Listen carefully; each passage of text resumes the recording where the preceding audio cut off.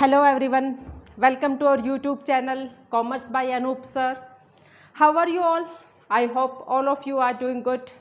And in today's topic we are going to discuss about the stress management. This topic is quite related to our today's life, means that job stress, that study stress to the students, and this lockdown in the time of this corona. We all are locked at our home, and we cannot go outside, we can't meet friends, we can't go for the party, and this is also the kind of stress to the youth. Today we are going to discuss stress management, and in this topic we will discuss what is stress and how it can be managed, what can be the reasons of the stress. Is the stress is positive or negative, either it is bad or good for our health. What is stress? First जो word आता है what is stress. हाँ, हम अपनी daily life में बहुत बार use करते हैं कि मुझे स्ट्रेस हो रहा है, ठीक है, या बहुत से लोग बोलते हैं यार डिस्टर्ब मत कर, मैं स्ट्रेस्ड हूँ, ठीक है. No, what is this stress? Stress actual में है क्या? अगर हम इसका हिंदी में बोलें या हिंदी वर्ड बात करते हैं तो दिस इज मतलब it is can be said as dabav, means this some kind of pressure which is felt by an individual when he or she is put in the adverse condition. Means जब आपको कुछ ऐसी conditions में जो हमारे favourable नहीं है या जैसा हम सोच रहे थे वैसे नहीं है, उन कंडीशंस में जब आपको रखा जाता है, उस टाइम जो आपकी बॉडी रिएक्ट करती है, उस टाइम जो आपका माइंड रिएक्ट करता है, that is known as stress. So this is the physiological condition of our body in the adverse conditions. Means when you are put in the adverse condition, adverse environmental condition, that is known as stress. So stress is the adaptive response. This is the adaptive response of our body. Response of our body in adverse situations. In adverse situations means जैसे आप लोग हो आज घर बैठे हैं, बाहर नहीं जा सकते, क्लास नहीं लगा सकते, वो एक एडवर्स सिचुएशन है. उस टाइम आपकी बॉडी कैसे डील कर रही है, ठीक है. कुछ लोगों को भूख ज़्यादा लगती है, किसी का बीपी बढ़ता है, किसी को हेडेक होता है, किसी को कुछ और तरह की फीलिंग आती है. तो एडवर्स सिचुएशन में हमारी बॉडी कैसे रिएक्ट करती है, that is known as stress. Means उन चीज़ों में आप अपनी बॉडी को कैसे रिएक्ट करवाते हैं, कैसे उसको समझाते हैं. तो this is the physiological discomfort. In simple word we can say that stress is a physiological discomfort. Physiological discomfort means जैसे आप पढ़ाई कर रहे हैं, आपको एक लेसन पूरा करना था, एक चैप्टर कंप्लीट करना था, वो चैप्टर आप कंप्लीट नहीं कर पाए, ठीक है, उस दिन आपका वो जो टारगेट था वो अचीव नहीं हो पाया. तो हम उस टारगेट के उस अचीव ना होने के साथ आप कैसे डील करते हैं. कई बार आप एंगर, गुस्सा करते हैं, sometime you show the irritation, sometime you feel the fatigue, and all these are known as stress. Means this is the physiological आपकी बॉडी में फिजिकली, इंटरनली, एक्सटर्नली क्या चेंज होते हैं एडवर्स सिचुएशंस की वजह से. तो that is known as stress. Stress is the physiological discomfort in our body, या this is the adaptive response of our body in the adverse situation. कि adverse situation में हम किस तरह से रिएक्ट करते हैं, कैसे हम दिखाते हैं. Stress is not negative. In actually, the stress is not negative. Stress is both. It can be both. Stress is a neutral word. It can be both positive and negative. Means जब तक हमें किसी चीज़ का stress नहीं होता हम करते भी नहीं हैं. जैसे आप लोगों का पेपर पोस्टपोन हो गया, पढ़ाई थोड़ी सी रिलैक्स होगी. पढ़ाई कब होगी? जब पेपर की डेट जो है अनाउंस हो जाएगी. तो दैट मीन्स स्ट्रेस एक पॉजिटिव वर्ड है. स्ट्रेस वो चीज़ है जो हमें उस काम को करने के लिए पुश करती है, फोर्स करती है. जब तक हमारे ऊपर दबाव नहीं आता, जब तक टाइम नहीं आता, तब तक हम उस काम को करते भी नहीं हैं.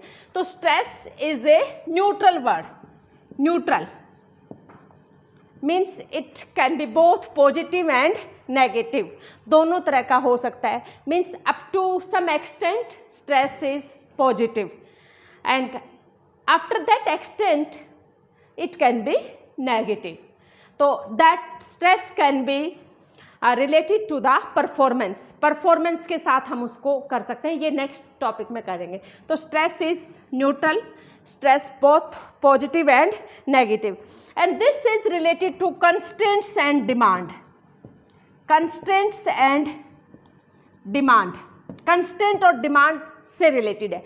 मीन्स जो चीज़ हमें रोकती है किसी चीज़ को अचीव करने की, उसकी वजह से, या sometime we are expecting more from ourselves and that expectation is demand, and sometimes the others are expecting more from yourself, that is also lead to the stress. Constraints means जैसे corona is a constraint, we can't go to the classes, you can't come to the classes, we can't interact with each other, this is the constraint. This constraint can lead to the stress and demand, and in the same time the parents and you people also demanding yourself to study the well. So both these factors means constraints or demand can lead to the stress. अगर आपको कोई चीज़ achieve नहीं कर पा रहे हो किसी रुकावट की वजह से, वो स्ट्रेस है, या आपने ज़्यादा आप एक्सपेक्ट कर रहे हो तो वो भी जो है स्ट्रेस का कारण हो सकता है. And stress is not anxiety. Sometime people says that it is similar to the anxiety. No, stress is not anxiety. Anxiety is a psychological phenomena and stress is a physiological phenomena. Anxiety is psychological, that is related to your brain. You can feel anxiety without any type of adverse condition, without any type of stress, and without any type of burden on yourself. Stress is not anxiety. This is different from the anxiety.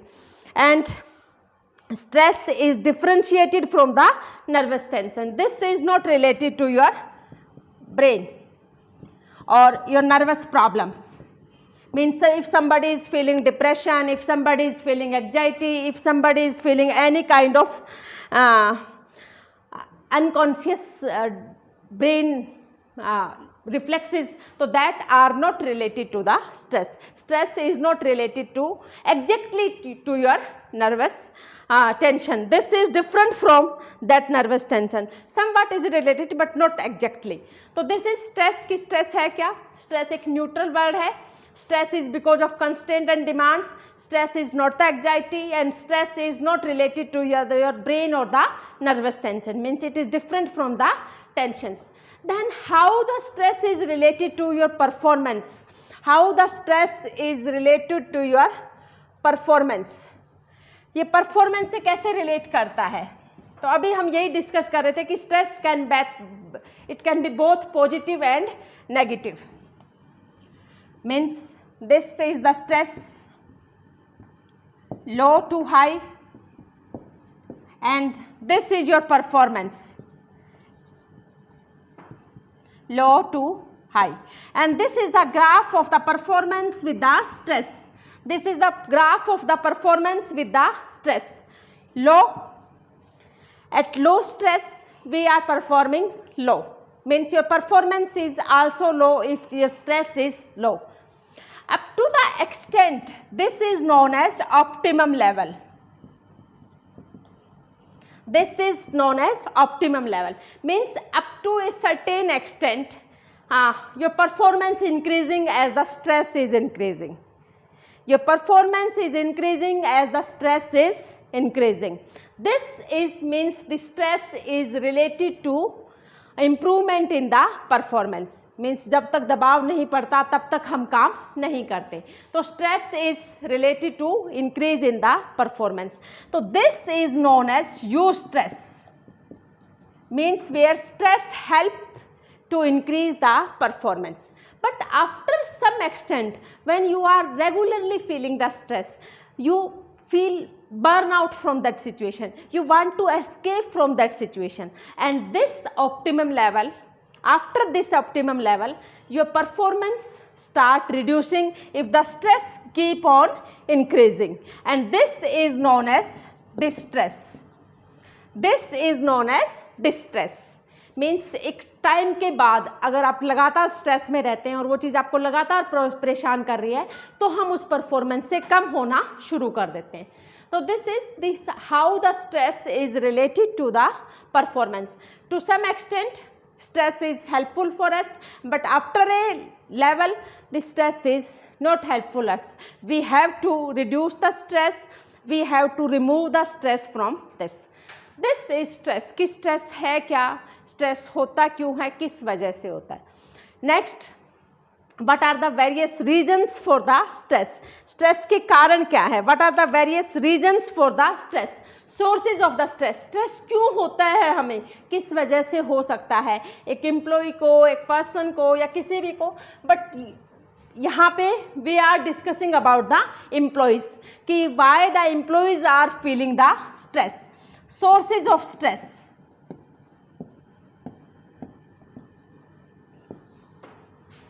Stress क्यों होता है? There are 5 reasons, 5 or 6 reasons for the stress. First is extra organizational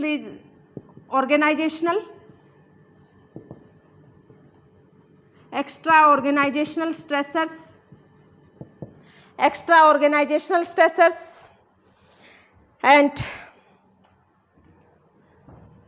second is organizational stressors. Organisational stressors means जो organisation की बाहर की वजह से, जो ऑर्गेनाइजेशन की वजह से होते हैं, दैट आर ऑर्गेनाइजेशनल स्ट्रेसर्स और एक्स्ट्रा ऑर्गेनाइजेशनल स्ट्रेसर्स. तो एक्स्ट्रा ऑर्गेनाइजेशन स्ट्रक्चर्स में तो आते हैं which are related to the society, which are related to the country, which are related to the area where we are living. Means like political factors,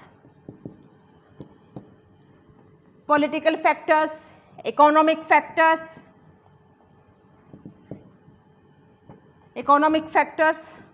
Third is technological changes. Political factors. If the government in the nation or in the state is not stable and you can't sure about the security of your job, it can lead to the stress. Economic factors, if GDP rate, inflation rates are keep on changing, and that can also lead to the that can also lead to the stress. Technological change, technology में change हो रहा है, नई नई चीज़ें आ रही हैं और उसके साथ आपको अडेप्ट करने में टाइम आ रहा है, तो टेक्नोलॉजिकल चेंजेस भी जो हैं आपको स्ट्रेस दे देते हैं. And fourth is sociological changes, जो अब हम फील कर रहे हैं. सोशियोलॉजिकल मीन्स जैसे अचानक से कुछ चेंजेस आ रहे हैं सोसाइटी में, जैसे कोरोना की वजह से चेंजेस आ रहे हैं, हम किसी से मिल नहीं सकते, किसी के पास नहीं जा सकते, तो वो चीज़ एकदम से सोसाइटी में चेंज आना, आपके रहने के तरीके में चेंज आना और आपकी किसी भी चीज़ में चेंज आना जो है आपको स्ट्रेस कर सकता है. तो these are the extra organisational stressors. Political factors, economic factors, technological factors and socio cultural factors. की सोसाइटी की वजह से या किसी और नेचुरल डिजास्टर की वजह से जो चेंज होता है, that is known as sociological. तो these are the extra organisational structure. उसके बाद आता है ऑर्गेनाइजेशन स्ट्रक्चर. मीन्स हम जॉब कर रहे हैं, एक ऑर्गेनाइजेशन में काम कर रहे हैं, तो उसकी वजह से जो फैक्टर्स हो सकते हैं that are known as organizational structures. इसमें आते हैं job related factors,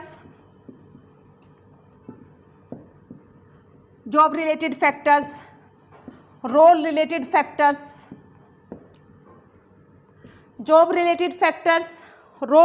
factors, group stressors, group stressors.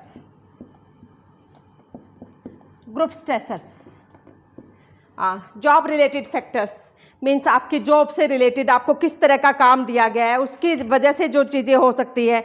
Means आपकी जॉब कैसी है, हजार्डस है, रूटीन जॉब है, बोर्डम वाली जॉब है, चैलेंजेस कितने हैं, तो वो जॉब रिलेटेड फैक्टर्स उसके अंदर आते हैं. जॉब की सिक्योरिटी आपको कितनी दी गई है, that are job related factor. Role related factors, role conflict, role ambiguity. Role conflict means आपको जो समझाया गया है और आपसे जो एक्सपेक्ट कर रहे हैं वो दोनों चीज़ें अलग अलग हैं. रोल एम्बिग्यूटी, आपको आपका काम क्लियरली बताया नहीं गया है, आपको किस तरह से काम करना है, तो वो सब आता है रोल रिलेटेड फैक्टर्स में. तो it includes role conflict, role ambiguity, role overload, आपको ज़्यादा काम दे दिया गया है, जितना काम आपकी जॉब से होना चाहिए उससे ज़्यादा काम आपसे करवाया जा रहा है, तो वो जो है रोल ओवरलोड की वजह से आपके साथ हो सकता है। एंड इसके अलावा ऑर्गेनाइजेशन की पॉलिसी क्या है, ऑर्गेनाइजेशन के रूल्स रेगुलेशंस क्या हैं, वो भी आपकी जॉब स्ट्रेस का कारण हो सकते हैं।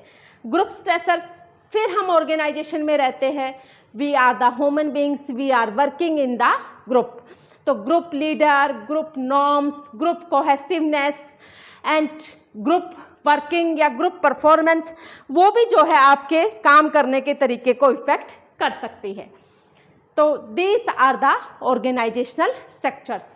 एंड इसी के साथ एक आता है personal stressors, means we are the human beings, we are the social animals, and we come to the organization as a whole person, means we come with our family, we come with our changes in our life। तो personal stressors में क्या आता है, life changes, आपकी life में कुछ change हुआ है, उसकी वजह से लाइफ चेंजेस, लाइफ में कुछ चेंज हुआ है उसकी वजह से कुछ स्ट्रेस आ सकता है। सेकंड, आपने करियर चेंज किया है, करियर चेंज किया है, वो एक स्ट्रेस का कारण हो सकता है, नई जॉब के साथ, नई चीज़ के साथ डील करने में। इकोनॉमिक प्रॉब्लम, फैमिली में इकोनॉमिक प्रॉब्लम हो सकती हैं, कोई फैमिली प्रॉब्लम हो सकती है, या इसके साथ आप मैरिज या फिर डिवोर्स या कुछ इस तरह के केसेस जिनकी वजह से आपको स्ट्रेस हो सकता है। ये लाइफ स्टेज, हम लाइफ की कौन सी एज में अभी हैं, 25, 30, 35, हर एज के जो हैं अलग अलग स्ट्रेसर्स हो सकते हैं। तो इंडिविजुअल मीन्स जो हमारी वजह से नहीं, मतलब ऑर्गेनाइजेशन की वजह से नहीं है, लेकिन एम्प्लॉय की पर्सनल लाइफ की वजह से हो चुके, कुछ पर्सनल ट्रॉमा हो गया, एक्सीडेंट हो गया, कुछ बीमारी हो गई, जैसे किसी को मान लो कोरोना टाइम में कोरोना हो रहा है, तो वो उस चीज़ के साथ किस तरीके से डील कर रहा है, वो भी एक स्ट्रेस का कारण हो सकता है। तो there are 3 types of stressors to the human being, extra to the employees, extra organisational stressors, organisational stressors and personal stressors. ठीक है, क्लियर? तो means this what is the stress, how to deal with the stress and how to, what are the various sources of the stress, and in our next video we will discuss and how to cope up with the stress and how to deal with the stress and how we can remove stress from our life. Thank you.